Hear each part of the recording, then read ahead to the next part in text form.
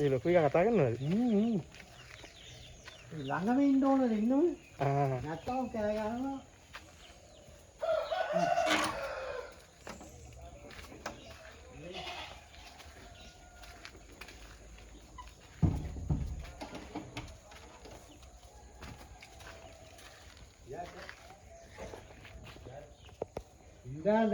இது ரெண்டெல்லாம் செய்வது வந்து கோயிலுக்கு வந்தா சும்மா பார்க்கணும்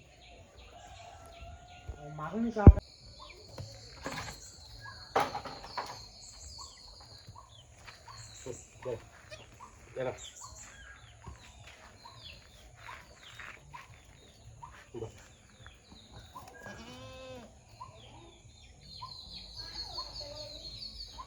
අනිනවා ධම්මම අනිනවා හරි තාත්තාගේ හරි ධම්ම අනිනවා බයින මේක උනේ අපේ පොඩි අය ඔක්කොම පුළු වෙලා පුළු කරලා තමයි අනින්න පටන් හරි බයින අනිනමයි බලන්න හරි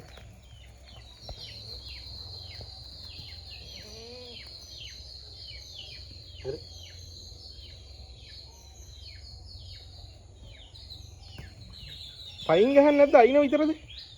නෑ දැම්ම මේ කරන්නේ පයින් ගන්න හරක් නම් පයින් ගහනව නේද වස්ස? මෝ ඇවිල්ලා අනිනවනේ අයියෙන් ආ වැටෙනවා ඇති ඇඟේ වැදුනොත්.